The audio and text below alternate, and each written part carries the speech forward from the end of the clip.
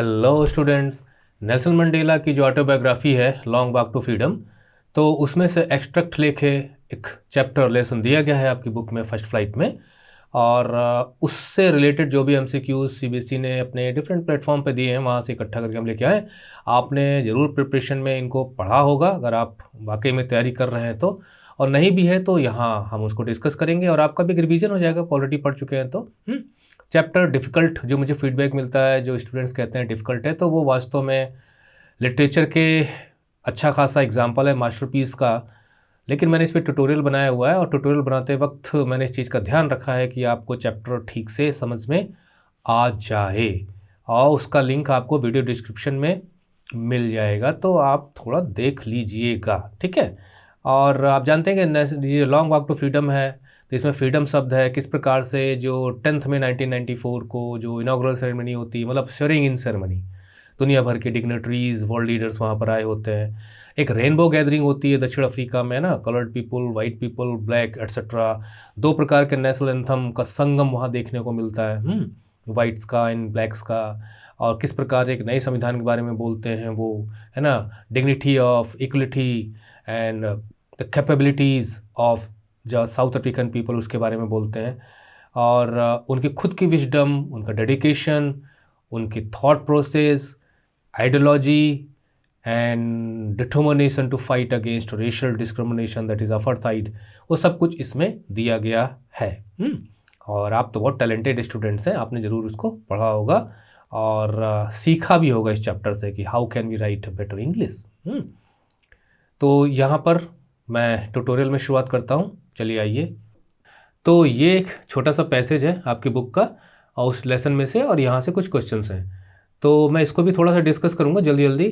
कि इसमें कहा गया है कि हम लोग जिन्हें आउटलॉ समझा जाता था, मतलब जिनकी जो एक्टिविटीज़ थी वो इलीगल थी, है ना, उन्हें एक रेयर प्रिविलेज मिला है। रेयर प्रिविलेज मतलब होता है कि नॉर्मली जो हमारे राइट्स होते हैं उनसे कुछ स्पेशल हमको मिल रहा हो, और रेयर का मतलब होता है which does not happen always. जैसे फॉर एग्जांपल सोलर इक्लिप्स है, क्या आपको जल्दी देखने को मिलता है, तो जो बहुत कभी कभार होने वाली। और रेयर प्रिविलेज वैसे भी जब हम थैंक यू किसी के जवाब में कहते हैं it's my pleasure, it is my privilege, कि मेरा तो सौभाग्य है, तो उस तरह की बात यहाँ की गई है। होस्ट का मतलब, अब जैसे मान लीजिए आपके यहाँ गेस्ट आते हैं तो आप होस्ट हो गए, वो गेस्ट आप होस्ट। तो दक्षिण अफ्रीका में ही लोग इकट्ठा हो रहे थे, तो दक्षिण अफ्रीका एक होस्ट था, ठीक है। अब किसका होस्ट था? Different Nations of the world, दुनिया भर के लोग वहाँ पर पहुँचे हुए थे, हमारे देश से भी वहाँ पर पहुँचे हुए थे डिग्नेटरीज। सॉइल का मतलब उनकी धरती, साउथ अफ्रीका।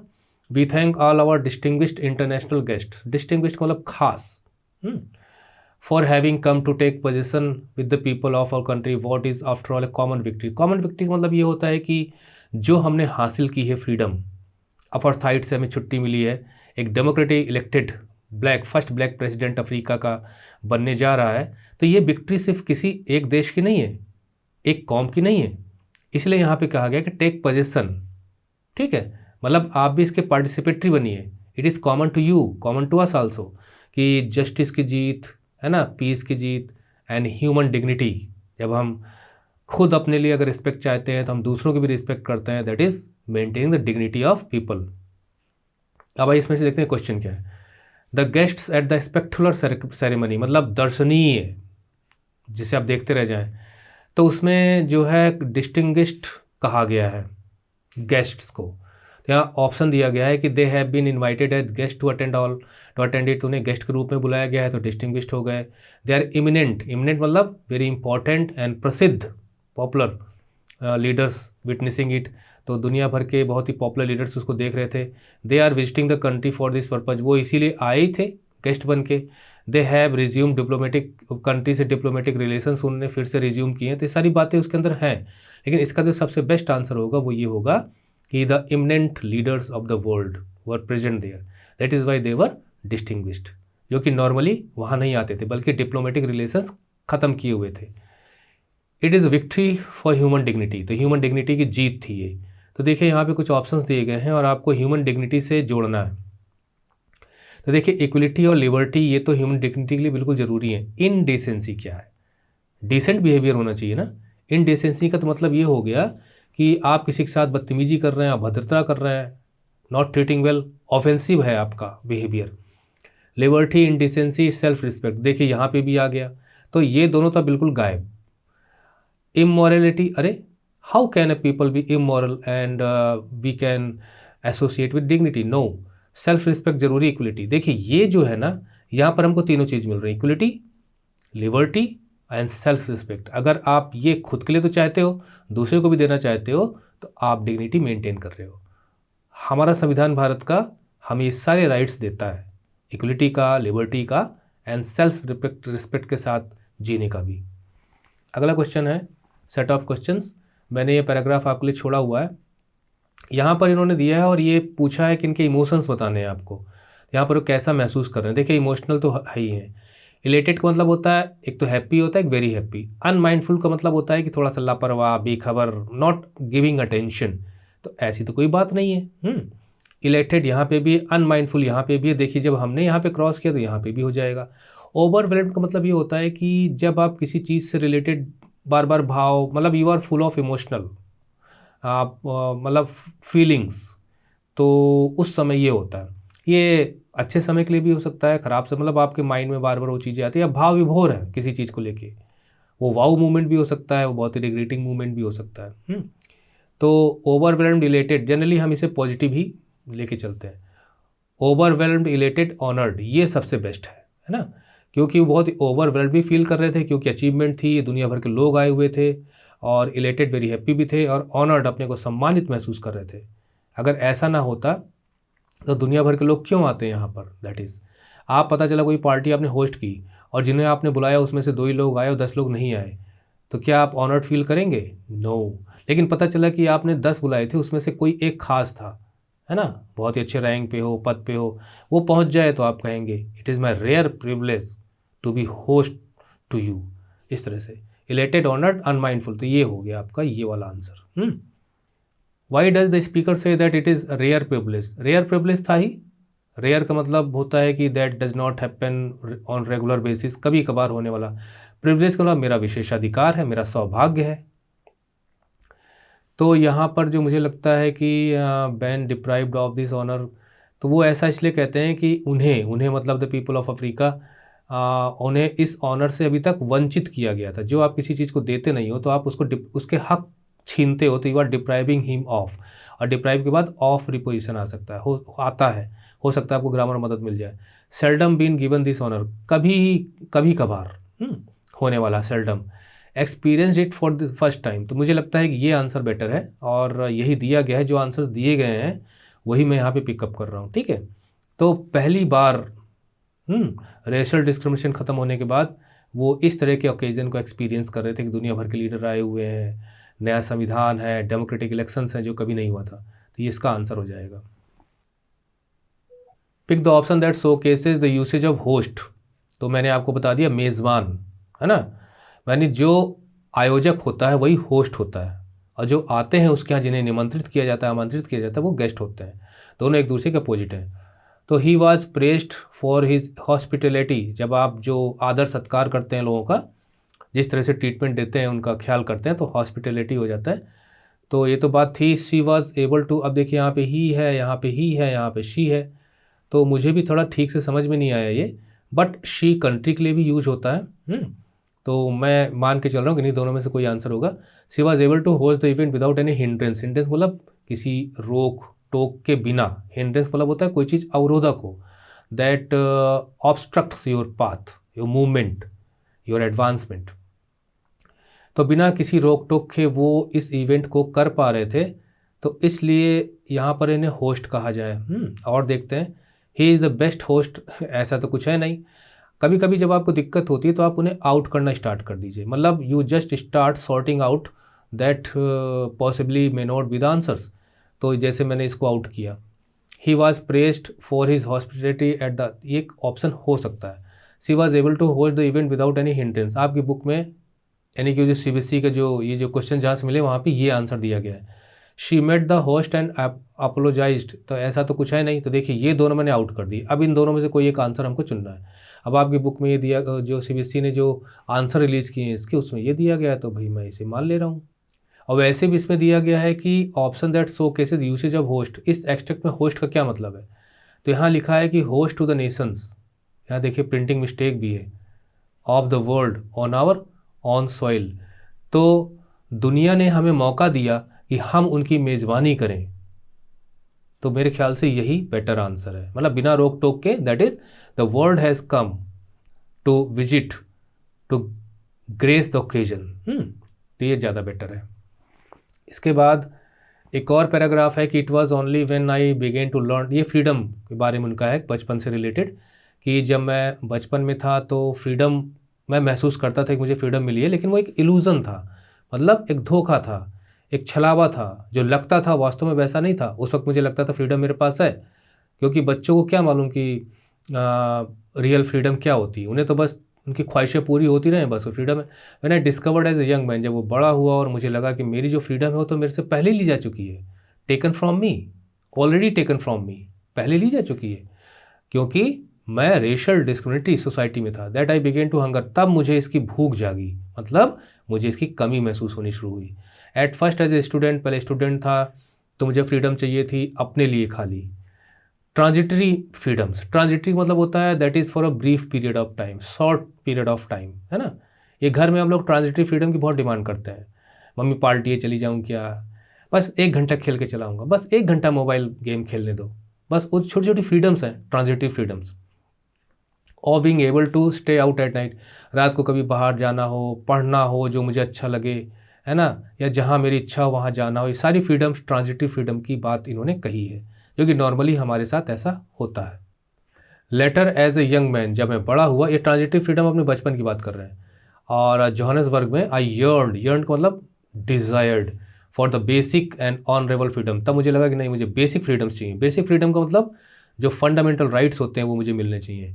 ऑनरेबल फ्रीडम मतलब ऐसी फ्रीडम जो किसी के एहसान ना हो, जो मुझे मेरे संविधान से मिले, जो मुझे पैदाइशी हक मिले, कोई ये ना कहे कि मेरी वजह से तुम्हें मिला है। ऐसा कि हमारे देश में हमारा संविधान हमें फंडामेंटल राइट्स देता है। इससे रिलेटेड क्वेश्चन देख लेते हैं। Why do you think the speaker mention some freedom is transitory. देखिए ट्रांजिटरी का जो यहाँ पे देखिए शुरू में ही दिया गया है मोमेंट्री, तो मैं इसको आंसर सही मान लेता हूँ और सीबीएसई ने भी यही आंसर दिया हुआ है। बाकी के चक्कर में पढ़ नहीं रहा हूँ, बल्कि बी वाला भी सोचने योग्य है कि definition of freedom is constant, definition freedom की कांस्टेंट है, लेकिन लोगों का नज़रिया उसको अलग अलग है। तो लेकिन फिर भी इट इज़ बेटर, क्योंकि ट्रांजिटरी के कॉन्टेक्स्ट में ये पूछा गया है। बाकी दोनों देखिए तो कोई मतलब नहीं है। Choose the option that best fits the usage of the, वैसे फर्स्ट ये है, पहले हम ये देखना था। टाइटल दैट बेस्ट, इस तरह के क्वेश्चन जनरली पूछे नहीं जाते, क्योंकि टाइटल बेस्ट क्या है वो सीबीएसई डिसाइड करे, बल्कि इसमें से हमें डिसाइड करना होता है। बहुत ही आब्स्ट्रैक्ट क्वेश्चन हो जाता है इस तरह का, तो शायद नहीं पूछा जाए। Freedom for everything, knowledge about freedom, significance of freedom, यही आंसर है। और ये आंसर हो गया। Choose the option that best fits the usage of the word illusion, that is appears to be true but it is not true। तो धोखा मतलब हमको सच लगता है पर वास्तव में सच नहीं, हमारा भ्रम है। As used in the extract, तो इस एक्सट्रैक्ट में इल्यूजन का क्या मतलब है? तो मैंने अभी आपको समझा दिया था कि जो उनकी ट्रांजिटरी फ्रीडम्स थी वो वास्तव में इल्यूजन थी, वो बेसिक और परमानेंट और ऑनर्ड फ्रीडम नहीं थी। He was never able to get past this illusion ये तो कहीं से कि कभी इस इल्यूजन से उबर नहीं पाया, तो उसे लगा इल्यूजन है। The illusion I experienced was quite intriguing, मतलब फंसाने वाली थी, समझ कन्फ्यूजन क्रिएट करने वाली थी, है ना। मैं उसके जाल में फंस गया था। A large mirror in the room creates an illusion ये तो टोटली बिल्कुल भी एब्सर्ड है। I was living under the illusion that it this is possible, मैं इस भ्रम में रह रहा था कि ये संभव है। अब देखिए ये कुछ ठीक लग रहा है मुझे कि मैं इस इल्यूज़न में था कि this is possible, that is जो ट्रांजिटरी फ्रीडम्स हैं जो मुझे मिल रही हैं ये वास्तव में मिल रही हैं, लेकिन ऐसा नहीं था। तो ये इसका आंसर है। ये क्वेश्चन है, the part of the extract has been paraphrased. Paraphrased का मतलब ये होता है कि मतलब कोई भी चीज़ जो दी गई है, बोली गई है, लिखी गई है, तो उसको हम थोड़ा सा अपने वर्ड्स में ईजी करके बोलने की, लिखने की कोशिश करते हैं, मतलब अपने ढंग से उसको बताने की कोशिश करते हैं, उसका भाव का अनुवाद करते हैं यूजिंग डिफरेंट वर्ड्स, वो है पैराफ्रेजिंग। तो यहाँ पर जो दिया गया है ना, ये जो लेसन है उसमें जो कुछ भी दिया गया है तो उसको अपने वर्ड्स में लिखा गया है, एक्सप्रेस किया गया है। तो choose the option that includes the most appropriate solution to the blanks. तो ये ब्लैंक्स है, इनमें आपको सॉल्यूशंस भरने इसमें से वर्ड, और इसमें से कोई एक सही होगा। अब देखिए यहाँ पे मिस्टेक है, यहाँ पे ए बी सी और डी होना चाहिए। The speakers belief about freedom, मतलब जो बोल रहा है उसका फ्रीडम को लेकर क्या विश्वास है। Since childhood proved false. तो अब देखिए ये जो लिखा गया है ना, इसकी पैराफ्रेजिंग है, मतलब एक प्रकार से इसको हम अपने वर्ड्स में एक्सप्रेस कर रहे हैं, लिख रहे हैं। तो उन्होंने बचपन को लेकर, फ्रीडम को लेकर क्या कहा था, तो उसके बारे में है कि it was not until the speaker grew up to be young man. तो जो चाइल्डहुड की फ्रीडम को लेकर जो उनका विश्वास था वो झूठा साबित हुआ कब, when not until the speaker grew up. Not until the speaker grew up को मतलब जब तक कि स्पीकर बड़ा नहीं होगा तब तक वो इसी इल्यूजन में, उन्हें सच लगती थी वो चीज़ें, जबकि वो इल्यूजन थी, फॉल्स। कब उन्हें महसूस हुई, जब वो बड़े हुए। To be young man when it on. तो देखिए एक प्रीपोजिशन यूज हुआ है, तो इसके साथ शुरू में कौन सा हो सकता है, डिजायर्ड ऑन, डांड ऑन, तो इसके साथ ऑन लगता है, ठीक है। लेकिन डॉन दो जगह लिया गया है, तो अब इसको तो हटा दीजिए आप, अब इन्हीं दोनों में कोई एक सही होगा। तो डांड ऑन तो यहाँ निश्चित है कि आएगा ही आएगा। मतलब एक प्रकार से डॉन मतलब होता है भोर, और किसी दिन की शुरुआत भोर से होती है। तो डांड ऑन का मतलब होता है कि पहली बार आपके ऊपर वो चीज़ घटित होती है, अकर होती है, first time you experience that. Him he was of freedom. तो अब अराइव्ड का मतलब पहुंचना, और डिप्राइव्ड का मतलब होता है जो चीज़ आपकी हक की है और आपसे छीन ली जाए। तो यहाँ पर फ्रीडम छीनने की बात हो रही है, एकदम तय हो गया, क्योंकि डिप्राइव्ड आना ही आना है इसके अंदर, ठीक है ना। यहाँ पे डिप्राइव्ड आएगा, तो अब तो आंसर एकदम तय हो गया, क्योंकि कहीं और डिप्राइव्ड, अरे ये दिया गया, लेकिन ये दिया गया है तो यहाँ पे ये डॉन नहीं है, तो दिस इज द आंसर, तय हो गया, ठीक है। Of freedom then he began desiring it. अब जैसे यहाँ लिखा गया है कि that I began to hunger for it, मतलब मुझे उसकी कमी महसूस होने लगी, और जैसे एक भूखा होता है उसे भोजन चाहिए, उसी प्रकार से मैं फ्रीडम का भूखा बन गया था, तो मैंने उसकी डिज़ायरिंग शुरू कर दी। डिज़ायरिंग मतलब I started yearning for it. तो ये आंसर इसका हो गया, ठीक है। और इसके बाद दो क्वेश्चन हैं, और ये आपका सैम्पल पेपर से है जो आपका 2021-22 का है, और ये जो एडिशनल प्रैक्टिस क्वेश्चंस दिए गए हैं उसमें से है। तो Mandela refers to liberty newborn. तो मंडेला ने जो लेसन है उसमें लिबर्टी को न्यू बॉर्न कहा गया। सीधी सी बात है भाई, इतने दिनों बाद फर्स्ट टाइम आज़ादी वो लोग चख रहे थे, तो was dependent on others for growth of guidance, ऐसा कुछ भी नहीं है। हैड रिसेंटली मतलब अभी हाल ही में attend with lots of struggle, क्योंकि उन्होंने जो लिबर्टी है ना, उन्होंने काफ़ी स्ट्रगल के बाद अभी हाल ही में, किसी बच्चे का जन्म होता है ना, आज बर्थ हुआ उसका, और 50 साल बाद उसे न्यू बॉर्न थोड़ी कहा जाएगा। न्यू बॉर्न तब कहा जाएगा व्हेन, और न्यू बॉर्न क्या मतलब कि 2-3 बाद, 4 दिन बाद, 1 हफ्ते बाद भी कहा जाएगा, न्यू बॉर्न पे भी कहा जाएगा। तो रिसेंटली अचीव्ड ये बेस्ट ऑप्शन वैसी मुझे लग रहा है। Made people experience infant like, ऐसे बच्चों जैसा एक्साइटमेंट हो रहा था इसलिए newborn. No arrive unexpectedly for everyone, ऐसा भी नहीं है। This is the answer. Which of this lines from a long walk to freedom hints at the end of apartheid. Apartheid के ख़त्म होने की घोषणा, डिक्लेरेशन, या कौन सी ऑप्शंस में हमें इसकी धमक सुनाई पड़ती है, इसका एहसास इसमें है। तो I was not born with a hunger to be free, ऐसा तो है नहीं। I was born free in every way that I could. I yearn for the basic and honourable freedom of achieving my potential of earning my keep. मतलब मैं अपने जीवन निर्वहन के लिए अपने ढंग से कमाई कर सकूं, और अपने पोटेंशियल के जरिए कुछ बन सकूं। Although that day neither group new the lyrics. Lyrics की बात कहाँ आ गई, यहाँ तो अपार्थाइड ख़त्म होने की बात है। The white skin peoples of South Africa patched up the differences and erected a system of racial discrimination again, ये है एंड। लेकिन यहाँ पे एंड की बात नहीं है, यहाँ तो शुरू होने की बात हो रही है। लेकिन हाँ ये ज़रूर है कि ये चीज़ उसमें लिखी गई है, तो मुझे लगता है ये आंसर होना चाहिए कि उस दिन जो लोग थे ना ब्लैक वाइट्स का और वाइट्स ब्लैक के नेशनल एंथम के बारे में जानते थे, बल्कि उसे वो घृणा करते थे, डिस्पाइज मतलब दे हेटेड। लेकिन बहुत जल्द वो लोग दोनों के नेशनल एंथम, एक दूसरे के नेशनल एंथम को अच्छे ढंग से जान जाएंगे। तो ये एंड ऑफ अपार्थाइड की बात यहाँ पे हो रही है।